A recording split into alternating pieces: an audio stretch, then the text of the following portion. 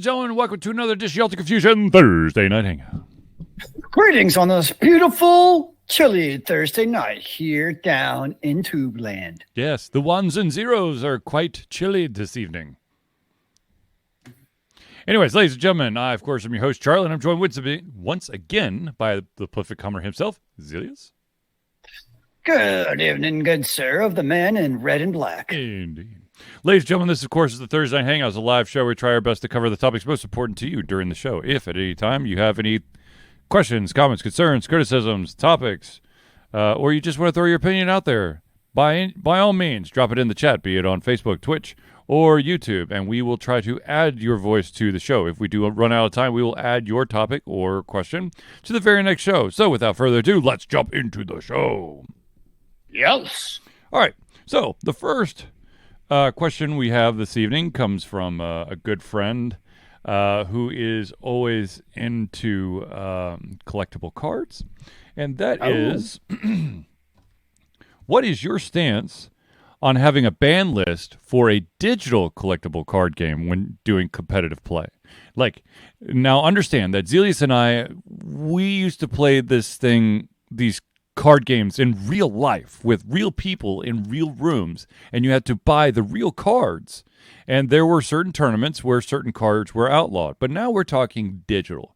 And digital, you know, they're always monkeying around with trying to make the perfect card. So what is your view on a ban list for a digital card game? I mean, not really having played a whole lot of online games. I played a little bit of Legends of Runeterra when it first came out. You're still probably going to get to the same situation where, even tweaks aside and whatnot, you're still going to have crazy combinations of cards and stuff where, you know, because every card you add adds in basically an extra degree of crazy chaos that could happen. Right. And just the virtually infinite combinations that you're going to create, you're inevitably going to get that card or two that creates weird outlets that you're not expecting. So if it's for a competition, competitive tournaments, I get it. That I don't see an issue with it personally. I think where it could get Uh-oh. I think we just lost Zealeus. hairy There it is. Okay, so Terra. But if you play competitive, am I back? You're back. Okay. Like, I don't play Legends of Runeterra, but if you play competitive, are there cards you can buy that give you like more of an advantage over the opponents potentially if they're not investing? And what I'm really wondering is, like, if I'm a gamer and I get those cards, can those then be banned? So, you can't technically, okay, so you have the ability in Legends of Runeterra to buy wild cards, and the wild cards could then be used to purchase existing cards in the game. You could technically unlock every single card in the game by just playing Legends of Runeterra. You could just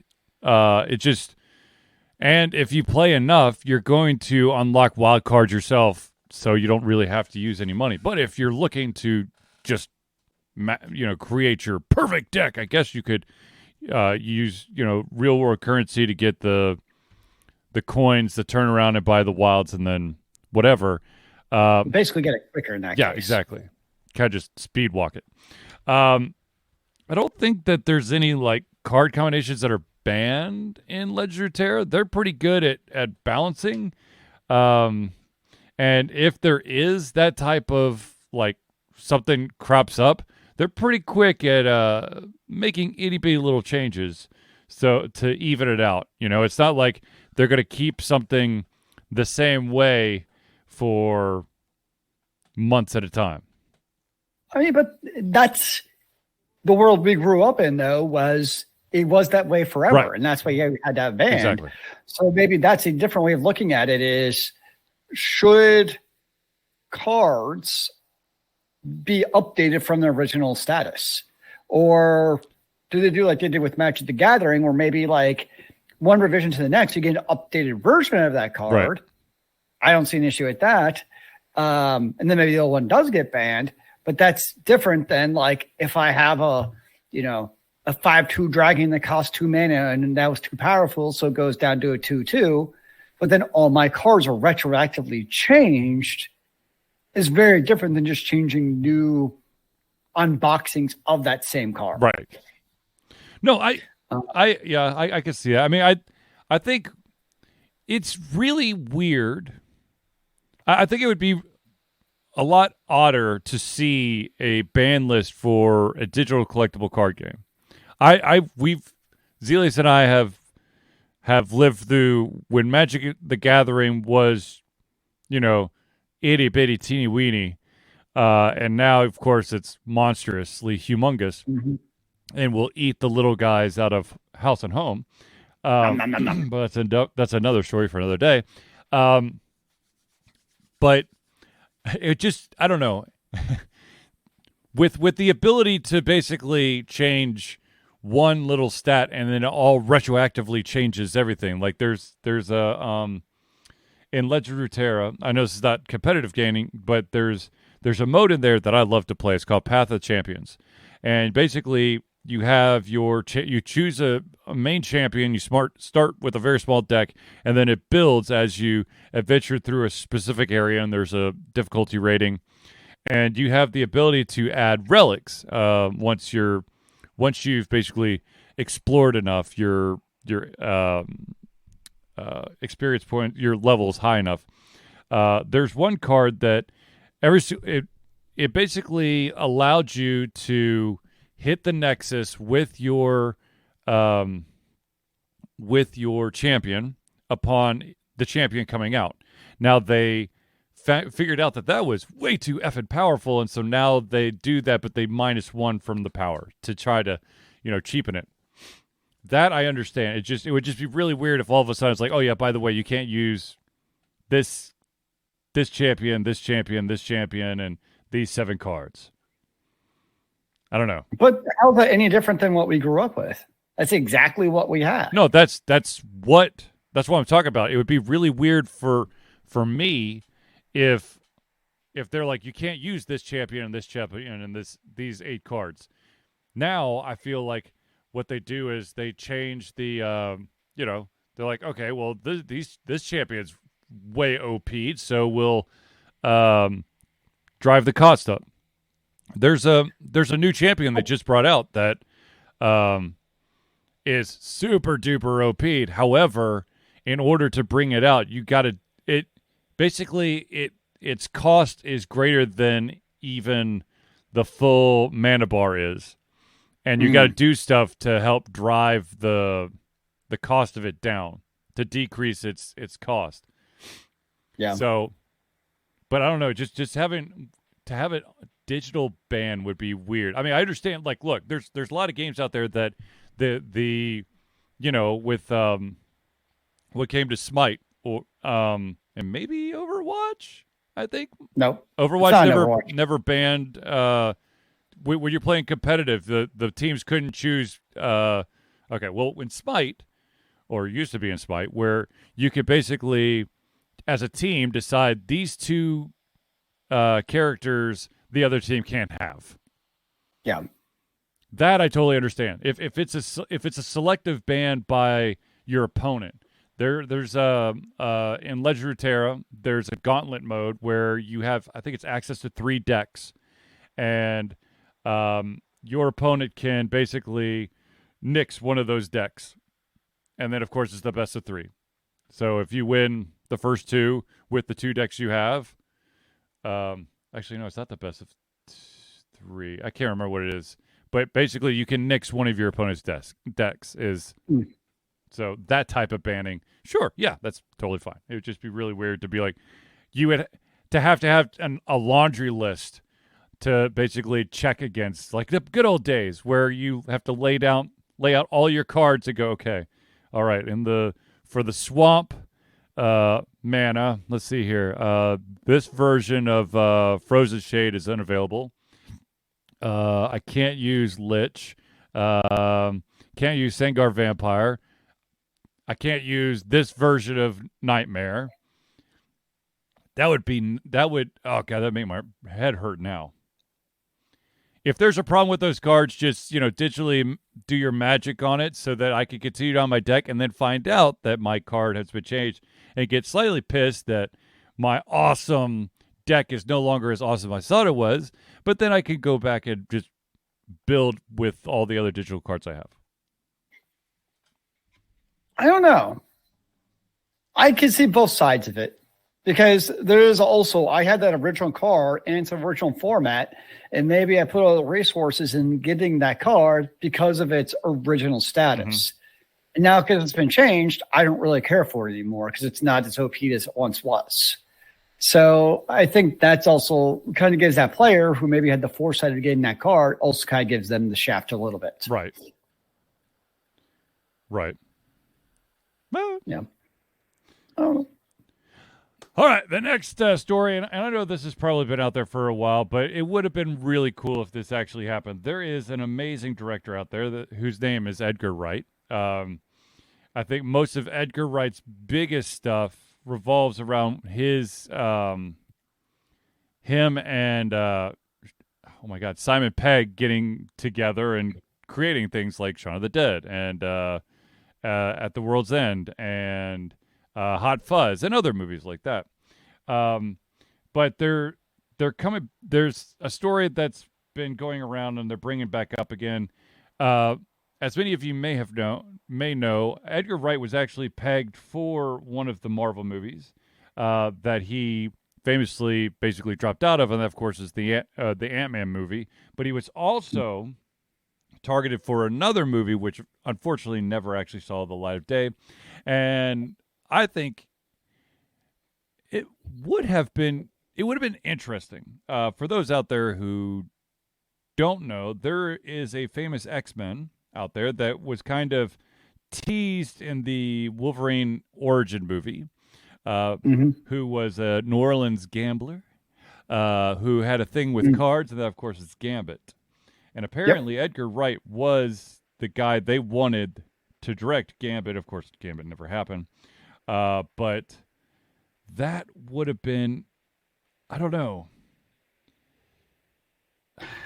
That could have worked because Gambit had that kind of sly sense of humor. Yes. And that's what he does in a lot of his movies.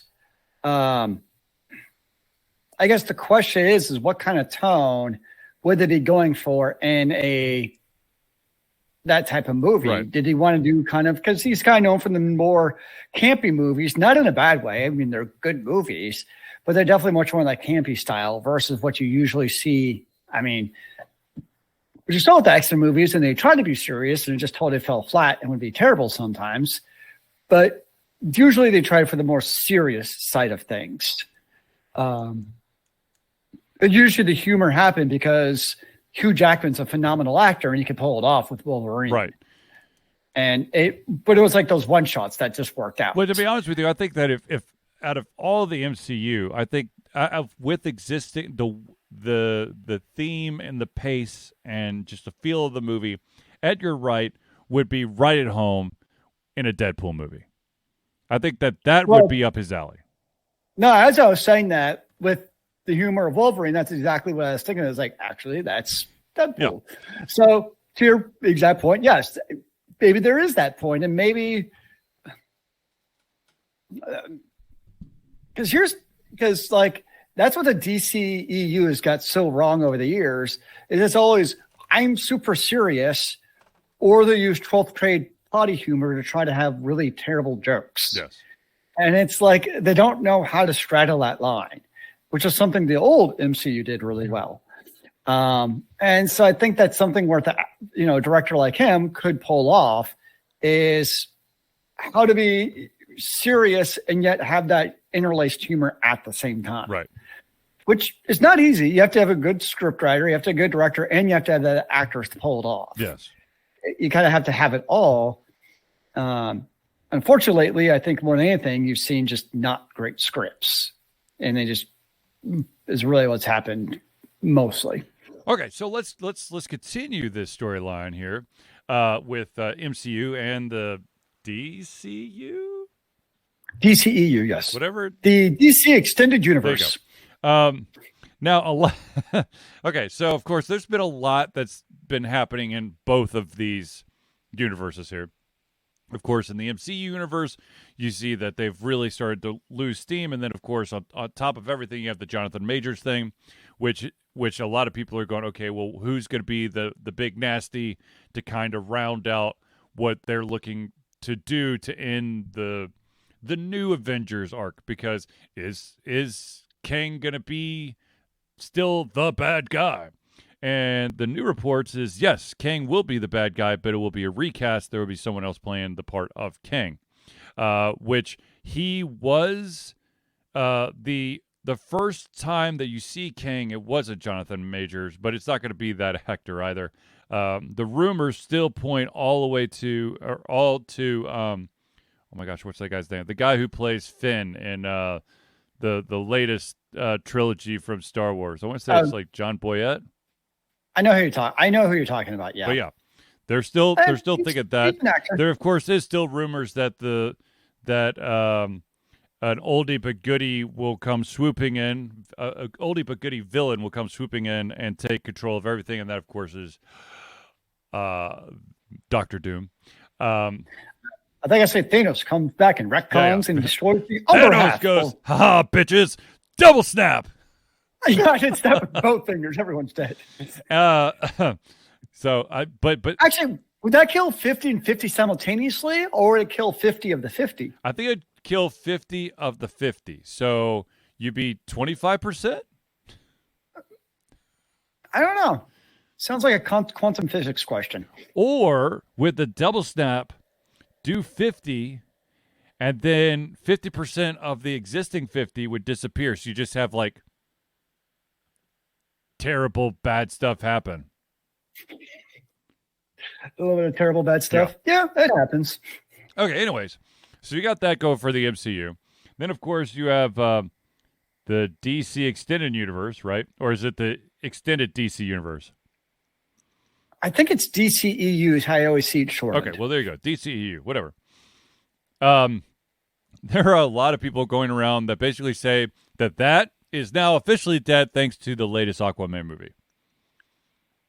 So what you're saying is everything in the current iteration of DCEU is going to be retconned again? Yep, that's the rumor. Fantastic, especially because all that shit is right now. I've actually watched a fair number of them on Netflix. The Shazams were entertaining. Yes. Like the ones I've watched, I like the Shazams. Mm-hmm. Black Adam was okay, but it was watchable. Wonder Woman? What? The Wonder Woman movies? I've not watched. I watched the OG Wonder Woman like in the theaters when it came out. I have not watched 1984 because I heard such a shit show, but I'll probably eventually watch it just so I can mark it off my list. I liked. Okay, then they have, and the titles are dumb, but they have like the first Suicide Squad with Will Smith, which I did not like at all. But the second Suicide Squad was really good with John Cena. The Patriot. That was, such a. But look at also you had the actors. You had John Cena. You had Idris Elba. Margaret Robbie doing her thing. Yep. Like you also had a much better all-around cast doing it, and I think just a better script. So the second one is much better for Suicide Squad.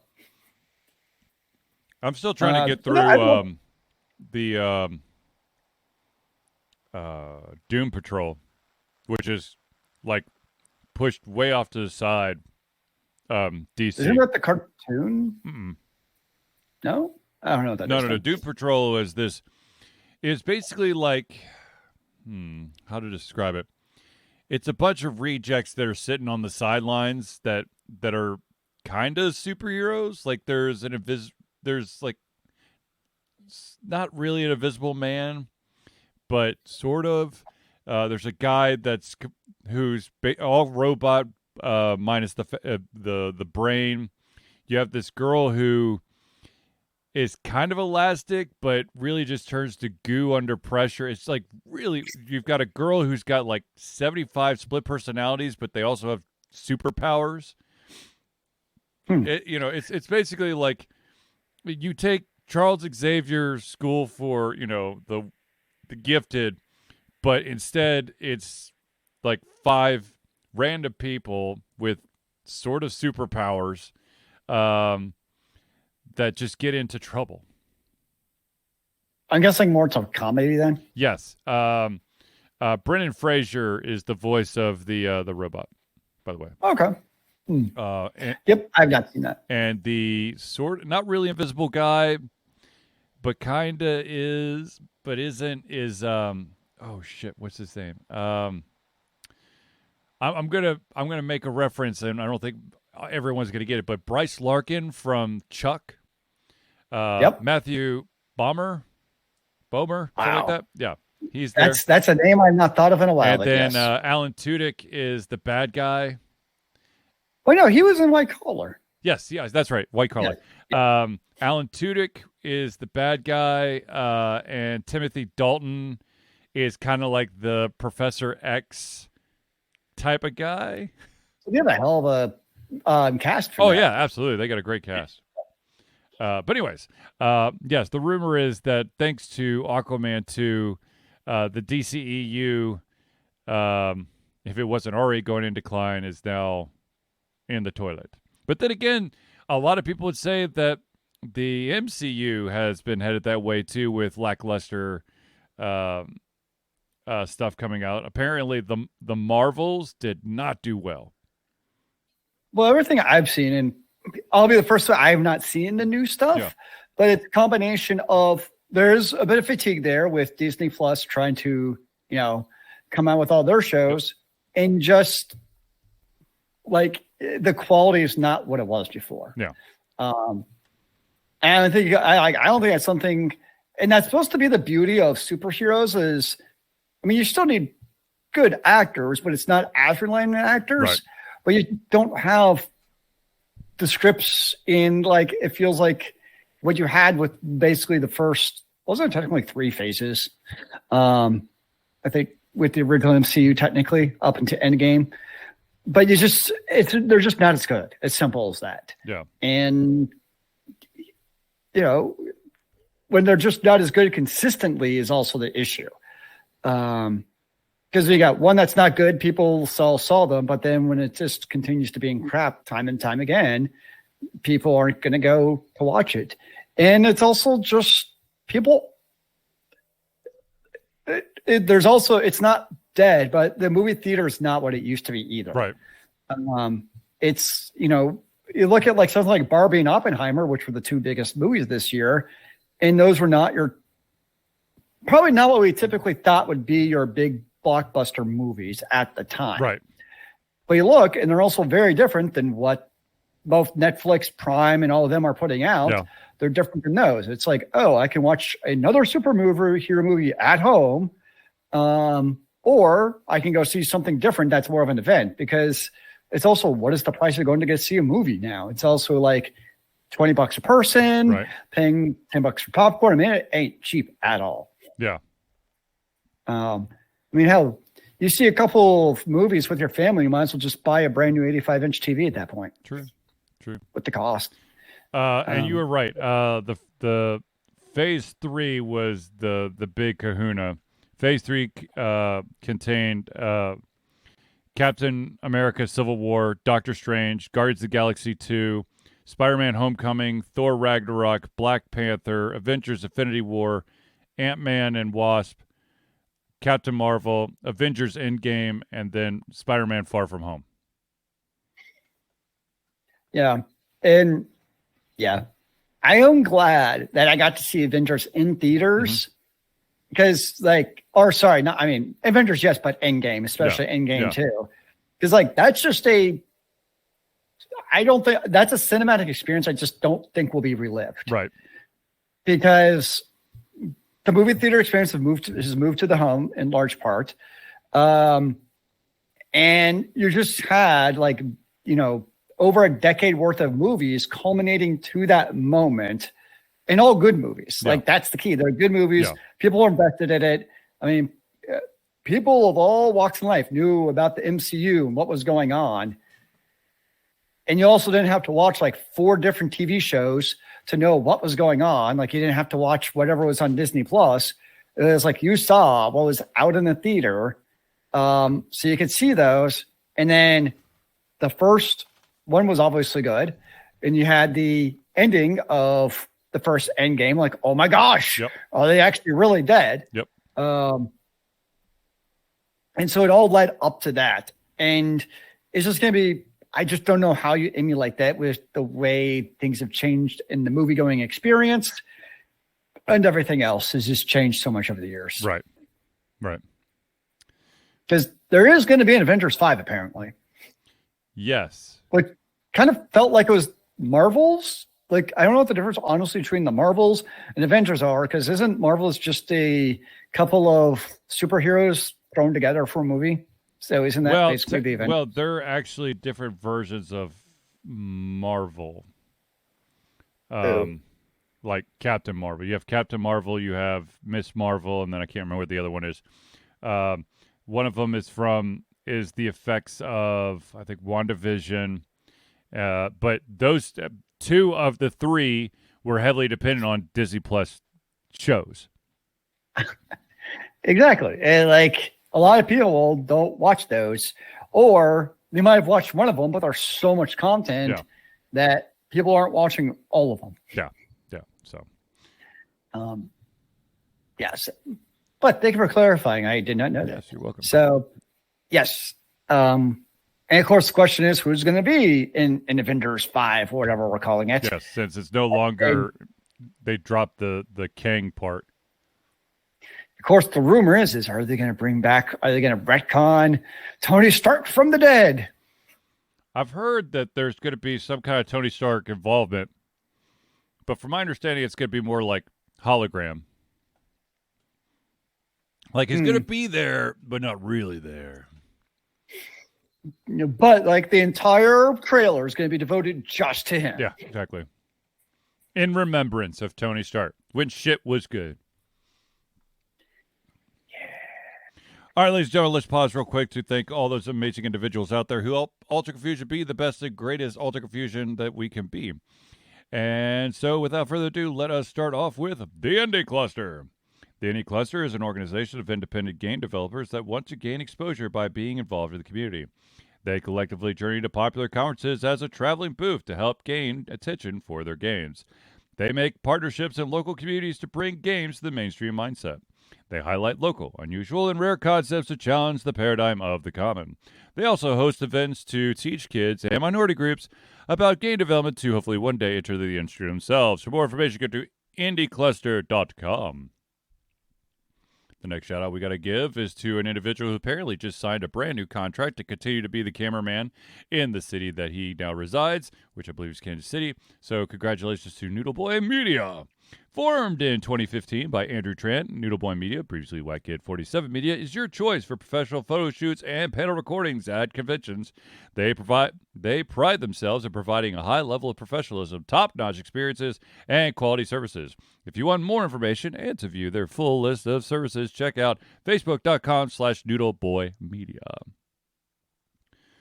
The next shout-out we got to give is to an individual who can help many gamers in the greater Atlanta area get all those aches and pains out of their body through, of course, we probably push ourselves a little too hard during our gaming sessions. Who doesn't?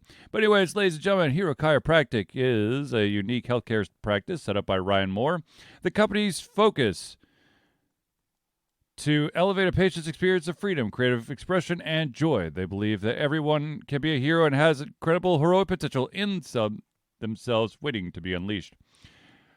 Hero Chiropractic focuses on mobile chiropractic care in the greater Atlanta area. They're committed to healing clients by creating a plan of action uniquely suited for each person.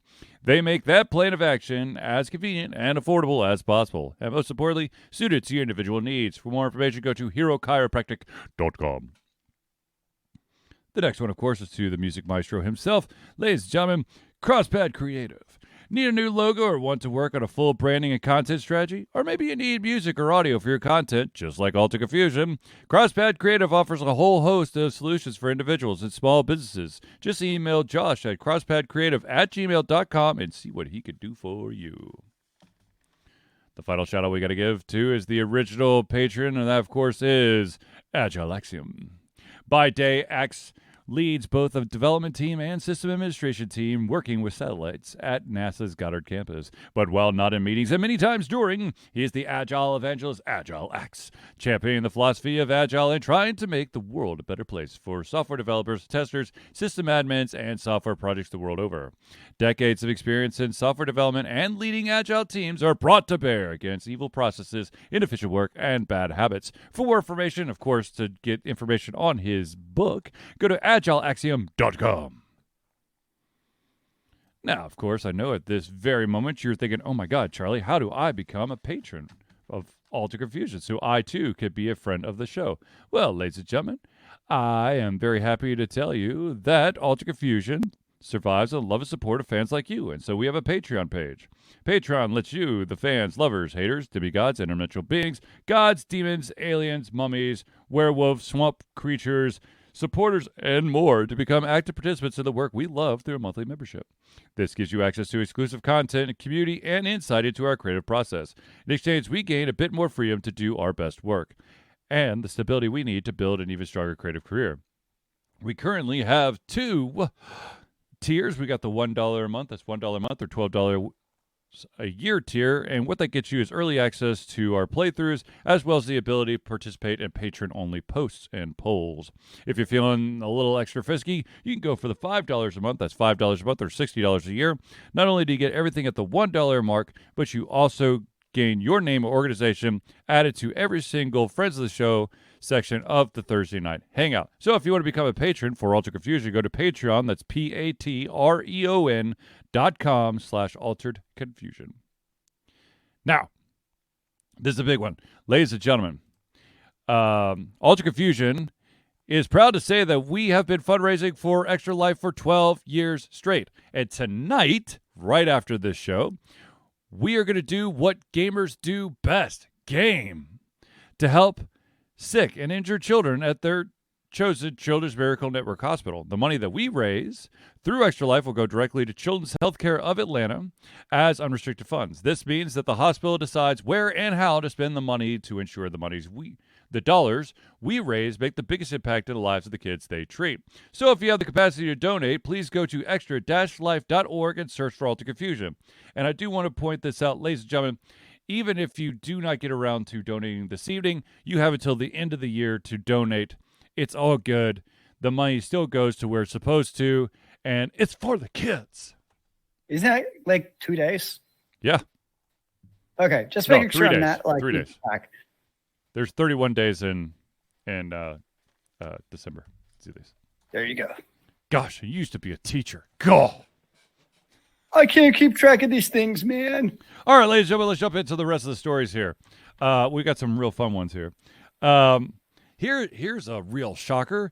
It turns out that as of late, a certain game that has been a little bit marred in negative reviews has seen their reviews go even more negative. Actually, majority are now coming in as negative. That, of course, is the highly anticipated and very, I don't want to say depressing, because it's not like you get sad over it. You just get frustrated that it's not the game you wanted, and we're talking about Starfield. I think, man, these guys can't get out of their way. I mean, this game had potential, but then, I mean, it's not. Let's get this. It's not the day before, okay? It's not that game. It's not that bad, but still. Starfield has continued to receive the negative reviews because it's God, I don't even know how long it's been out now. I was just looking, and 3.5 months. Okay, 3.5 months, and I think they fixed like one little thing about your ship, like being able to for piloting the ship, and that's it. They still have the random, if you play enough new game pluses, that certain planets, because of the roguelike randomization, that certain planets will crash into their own moons, or vice versa. Sounds kind of cool. But it won't affect the your landing strategy for said things. So you can still land on the crashed planet? Anyways. Cool. Yeah. Cool. I got OP landing. Go team, go. Anyways, so I just, I mean, I hate to see that for the developers, but at the same time, it's, I think for me, it's, you look at two completely different results of a game kind of falling flat on their face. What I'm talking about is the difference between Starfield and Cyberpunk 2077. Oh my gosh, I can never get the stupid name right. Project CD. Project. Yep, I know. Yeah. Okay. The creators, the developers behind Cyberpunk 2077 set out to fix what they did wrong. And yes, I'm sure that the developers behind Starfield are doing the same, but I feel like the Cyberpunk guys made it like their fucking life's mission to right the wrongs and to make the game that was supposed to be there. And let me tell you, there were some really bad parts to it. But on the other side, also, they didn't shy away from interpersonal relationships with intimacy and whatnot. Where on on Starfield, it's like your most intimate thing is you might touch hands, but also it's just, I don't know. It just felt so. By the end, I feel like two very different launches where it feels like when Cyberpunk 2077 came out, I remember a much worse launch, honestly, because it was so buggy. Yep. But everyone who played it said, though, okay, this game is buggy as hell, but you can see the potential. Yes. But, it's just barely playable sometimes. Yep. And that's why I was so negative coming out. Whereas it feels like Starfield's the opposite. Like, it's pretty polished, actually. I mean, yes, every game's going to have the bugs, obviously. But it's a pretty polished game, but it just doesn't have any soul to it almost. Oh, God, no. I think that's the big difference between the two games. As I remember 2077 being so much worse. Whereas now it's like people are playing, it's the more they've had time to really play and digest Starfield, it's like there's nothing to do. I mean, there's stuff to do in the game, but it's just not really. It's really fun. Rinse and repeat. I mean, it's really like it's like toasting a piece of white bread and then being surprised that. And your one surprise being that one side is slightly more toasted than the other side. I mean, that's. But isn't that also a little bit of Bethesda's reputation in that coming on the heels of games like Skyrim's and Mass Effect? Oh my gosh, what? Mass Effect? No, not Mass Effect. The Dragon Age. No. Dragon Age. No. I'm thinking of the rustic one, where not Cyberpunk, but all brown and stuff. Fallout. Something. Fallout. Thank you. Wow. All brown and stuff. You mean dirt, dust, dude, dust. You know what I meant. Those type of games, there was playability to other things. So I feel like a little bit of it is also when a developer comes out with that, has that cachet of games. Yeah. And you come up with something that was touted to be in the same vein as those, but doesn't live up to those. I think that also adversely affects people's opinions of the game. Kind of like I always say, Mass Effect Andromeda was not a bad game. Yeah. But because it came on the heels of one of the best trilogies of all times, it negatively influenced people's reviews of Andromeda. And I think probably the same thing's happening with Starfield, where it's supposed to be like Skyrim in space, but there's not as much depth as what you had in Skyrim. Right. Ergo, it's not very good. Right. I feel what's happened. Okay, I can see that. Yeah, I agree. Fairly or unfairly. Yeah. So, Yeah. I can see that, and I agree. See that and agree. All right. I mean, it's still a game I'm most likely not going to play because I'm not an open world. I'll play an open world-ish game. This is like open, Horizon, empty space. Yeah, like I'll play like Horizon Zero Dawn. Yeah.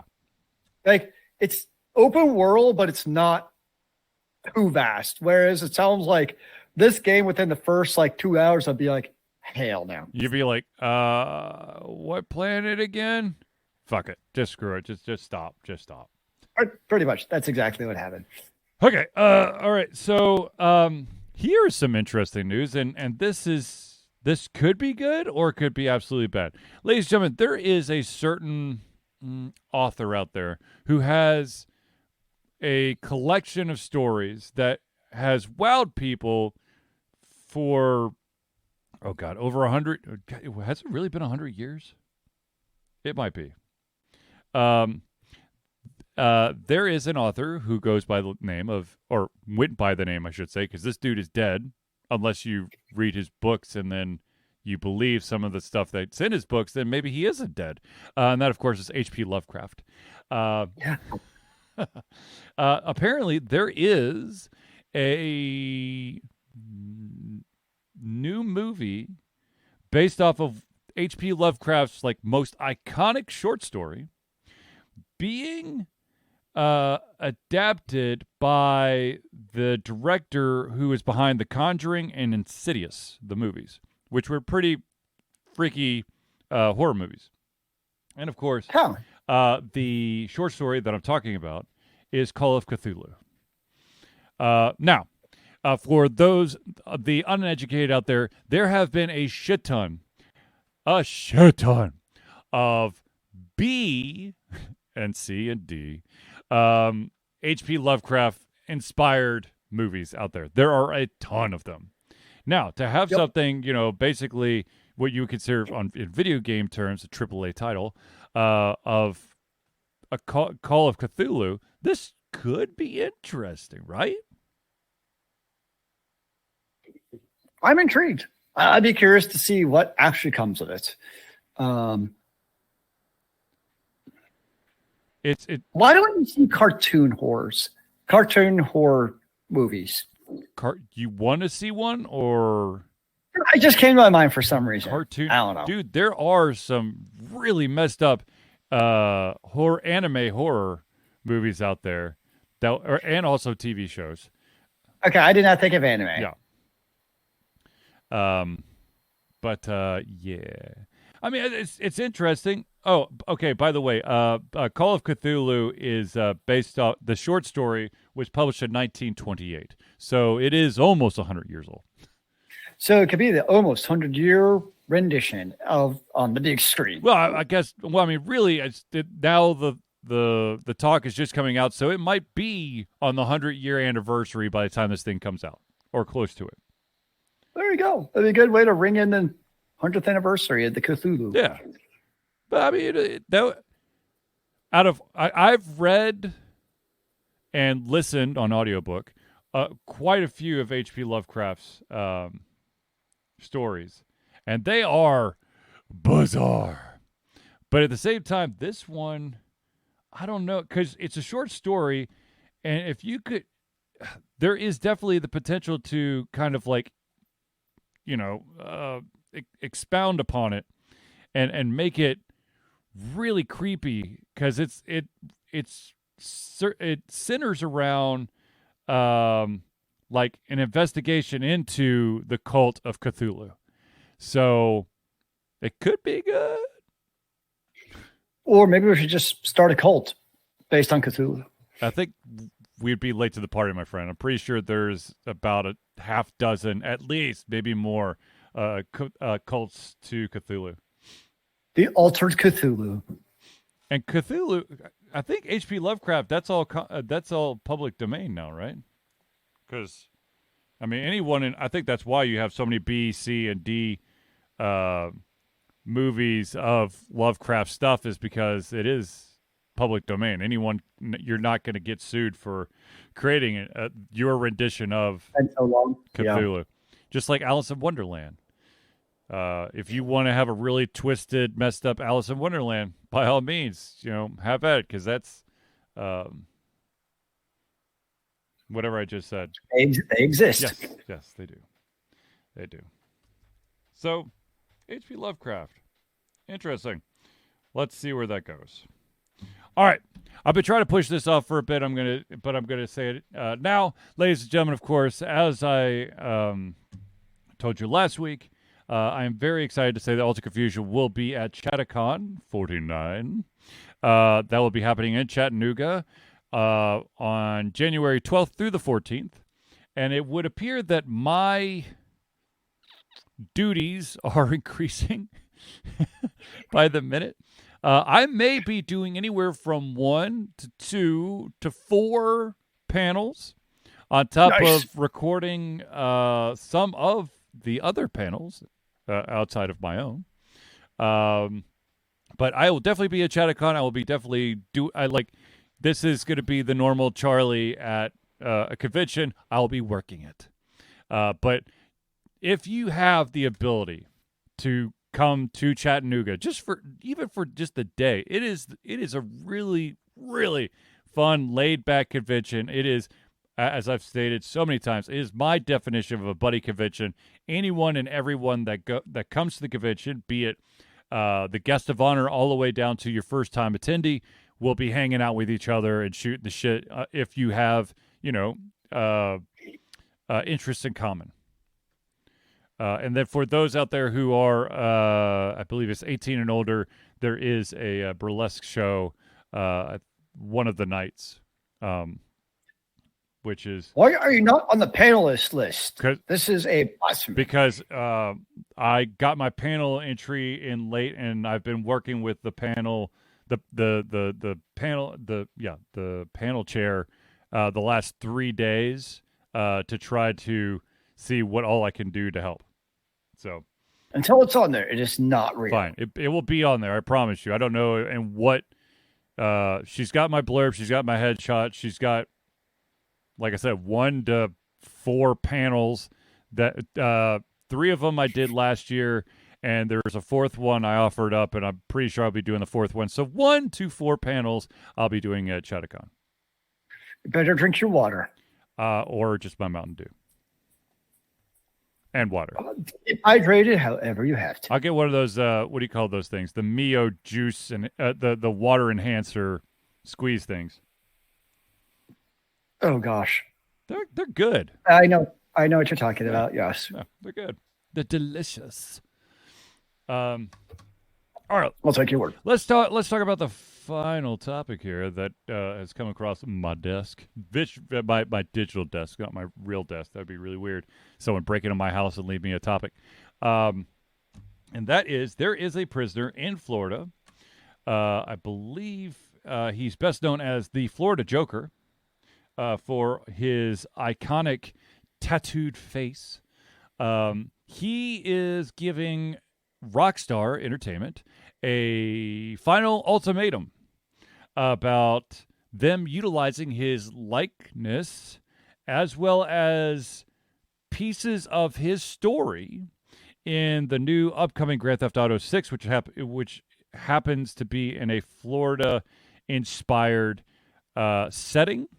Apparently, one of the inmates basically is a dead ringer for this guy, or close enough that the Florida Joker wants to take legal action.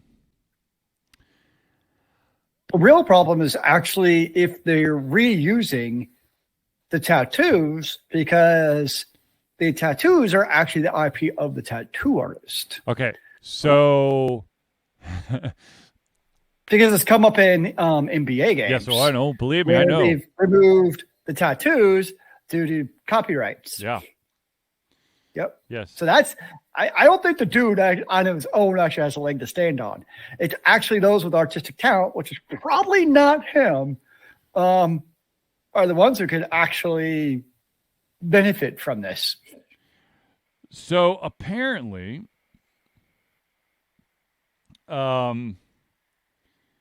there has been a trailer that was recently released that the guy, let's see here. It was like it leaked, and then they went ahead. I think it was leaked originally, and then RockStar's like, okay, I guess we'll just release it now. Apparently what happened was there in this said trailer, there was a tattooed criminal being arrested during the trailer, which then drew a lot of comparisons to a famous, the Florida Joker's famous 2017 mugshot. He basically apparently started off with, "Hey, Rockstar, we need to talk because you're using my likeness." And then it's escalated to, "This is your final warning. Let's do an ultimatum. Otherwise, I'm taking you to court." I wish him luck on that. Yeah. The thing is, you have, yeah, you try, you could, have fun with that. That's going to be a lot of. I hope that I'm sure he has a lot of free time. He sounds like a very wisely investing type of person too. But I'm sure has a large bank account to be able to bankroll this, lawsuit that's going to happen. So I'm sure he's totally got that going for him too. So here's my question, and I didn't dive in deep enough. Apparently, is he still in prison or is he out? I thought he was out from what I'd read, but I honestly didn't really care enough about his life to really pay that much attention. So I was like, yeah. So there is,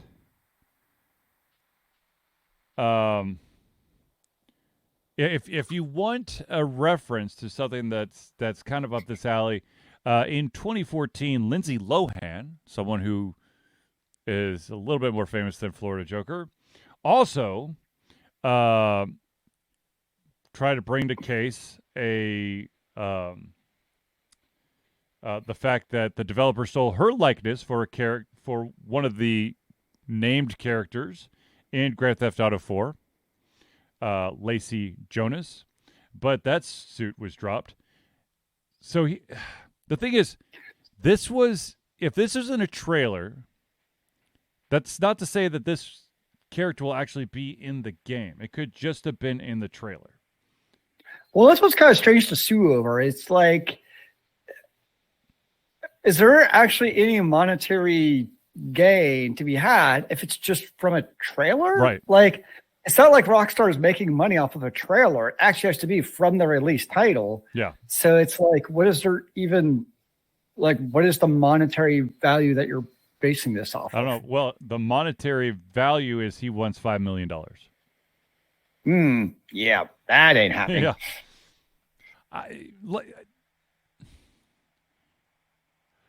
Sure. I mean, I just want to know, where is he getting the money? Like, cause is there maybe there's just a law firm out there who's out to get Rockstar, who's just like, hey, we'll take your case. I mean, there is contingencies where, like, they'll take it and they'll take like half of it if you win. So that's a thing. But yeah. Yeah. Best of luck to you, buddy. I mean, that's about all I could say. It's just best of luck, because you're not going to win. So sad. Yes, I'm so. Oh God. Yeah, no. By the way, ladies and gentlemen, if you have Netflix, I highly recommend this movie. I just watched it for, I don't know, I've probably watched this movie 7 times now, thanks to my kids. There's a movie out there called Nimona. It's based off of a graphic novel. It's phenomenal. I love it. I mean, I personally, it's not a movie I could watch back to back to back to back to back to back to back. But if it was ever one of those old school cases, if it was on TV, I'd stop and watch it again. Well, of course, I don't know if you saw the news, but we're also now getting ads on our Netflix shows starting at the end of the January. I know, isn't it just great? Yeah, so you basically just join the party for everybody else. I know. It's like one of the reasons I like, or possibly soon to be liked, as in past tense, Amazon, was not having to watch ads on my shows. Now it's like I'm paying a not insignificant amount of money for the service, only to now be having ads in about a month.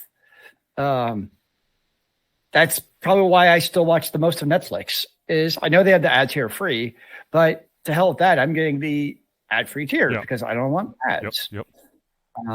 I know you can pay. I think it is a $3 charge you could get with Amazon to get it without the ads. So who knows? And I just want to point it out, put it out there. There, the Hulu ad-free stuff, the ad-free tier is bullshit. I have the ad-free tier, and I still get random-ass ads on certain programs.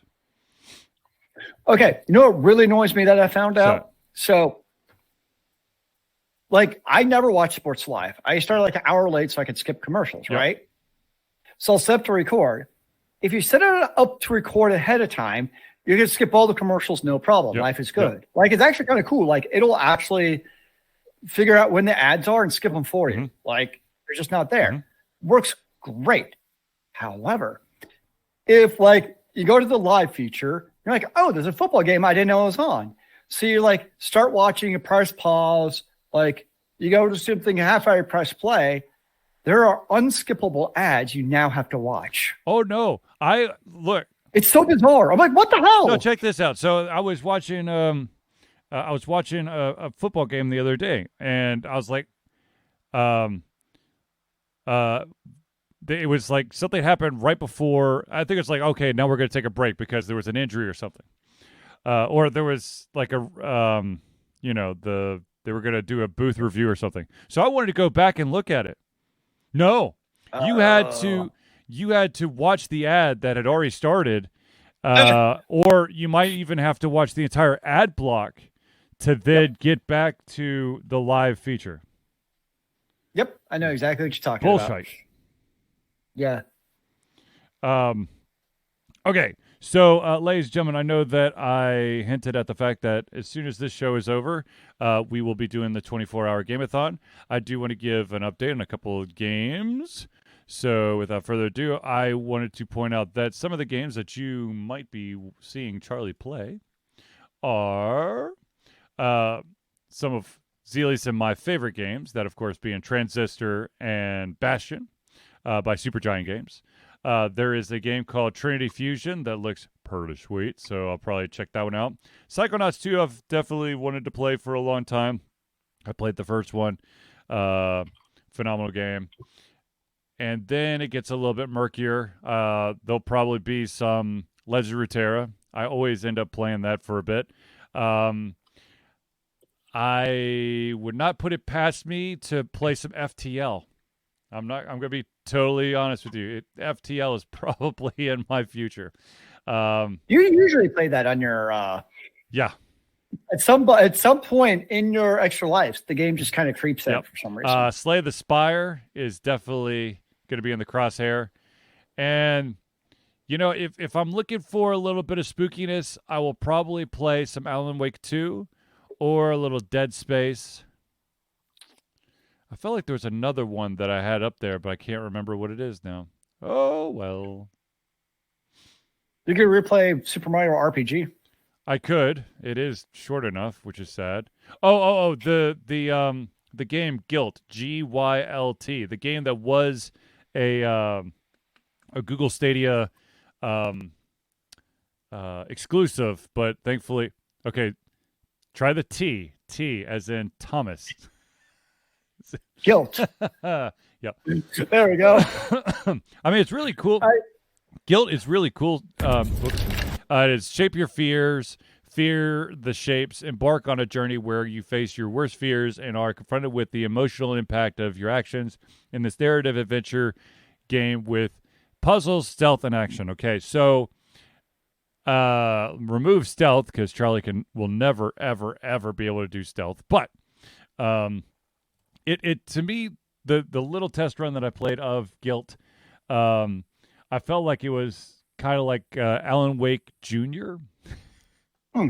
It had that spooky other world quality to it.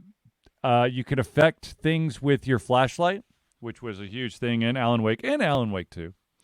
And then, of course, you're trying to save the soul or save this person who disappeared that no one else really gives a shit about, but you're like, damn it, I know I could save this person. So, yeah.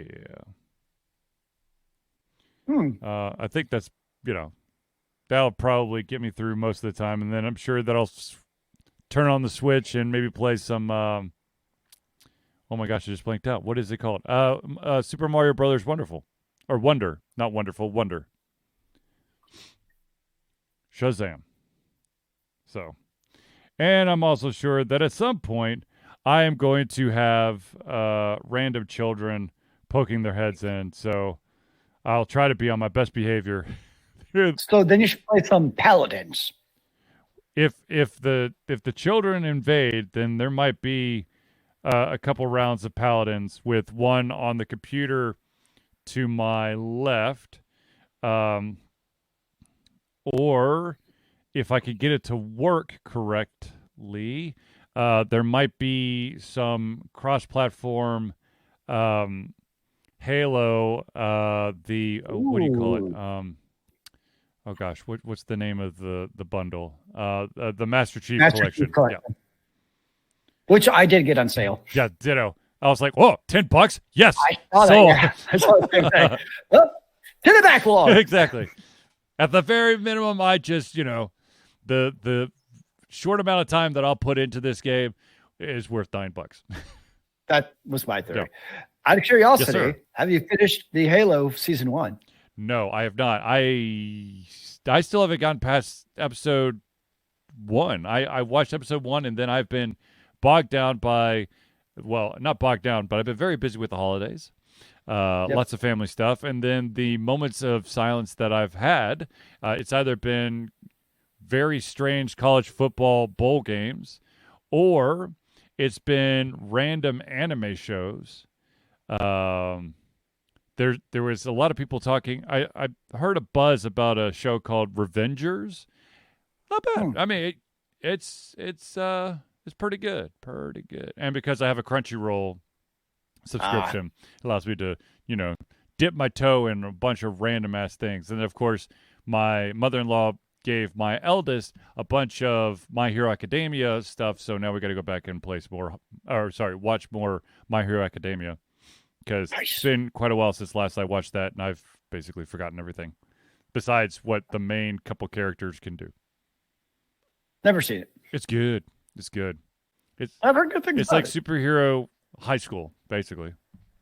But there's an evil organization that's trying to show how vulnerable the heroes truly are. What's up with that? Yeah, I don't know. It's actually a lot more common topic of a topic than you would think. There are a lot of like schools that, try to raise not necessarily superheroes, but like individuals with special abilities. And there's an evil organization out there that's trying to pull, the blindfold off and basically Harry Potter this shit. Make people aware that there's wizards and the whole world is not muggles. What? Oh, no, cries, right? And of course, I know that I hinted at the fact that I was under the impression that we would have at least one MetaQuest 3 in our household, and I was correct. We do have a MetaQuest 3. I've taken it for a test drive a couple times. There's some fun things there, but I tell you what, after playing for a while, my sense of depth is really wonked up. Nice. I'll look at my hands going, are these really my hands? There's this really, it's weird. Am I real? The proportion. Am I fake? It's like my how I judge distances and proportions are slightly off after playing with it for a bit. And so it's a little Excellent. unnerving. I've been playing a game called I think it's like Down the Rabbit Hole, which is like an Alice in Wonderland game where some of it's in third person and some of it is in first person, depending on what scene you're in. And it's really interesting. Like if you want to, I don't want to give away. I'm not going to give it away. Damn it, Charlie! Come on, Charlie! Be smarter than that. Don't spoil sport. And hopefully in the very near future, I will have the attachments needed so that I can utilize the headset on my computer. Because something that I didn't know in my ignorance, I will totally admit to this. I thought that that headset was immediately supposed to be plugged into a computer. I didn't know that it was a standalone platform itself. That it's got a 128 gig hard drive on there that you download the games to. And basically the only thing you really need is a Facebook account. Or sorry, a Meta account if we're being really super cool. Yep. But yeah, because I was like, oh, well, that's why we only got the one for the two kids, was we thought that it had to be attached to the computer. I'm like, well, we don't know about the other computer if it can handle it. Then we find out that the whole damn thing runs by itself. We're like, well, shiznat.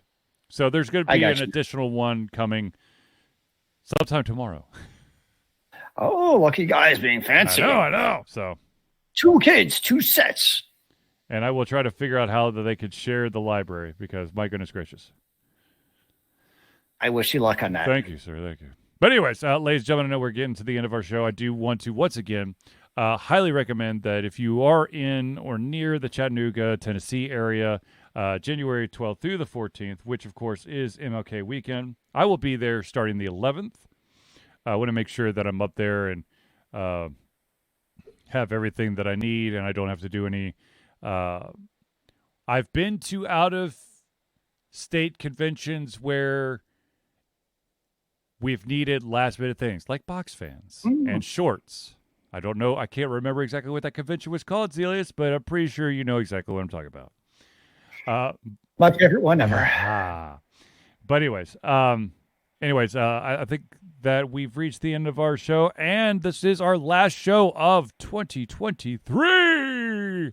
We survived another year. I know, and we didn't do all that bad. I mean, we did.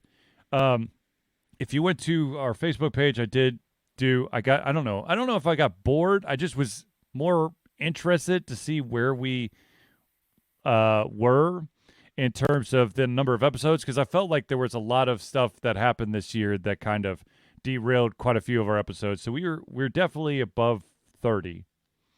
Nice. Well, you put all the stats online. Yeah, exactly.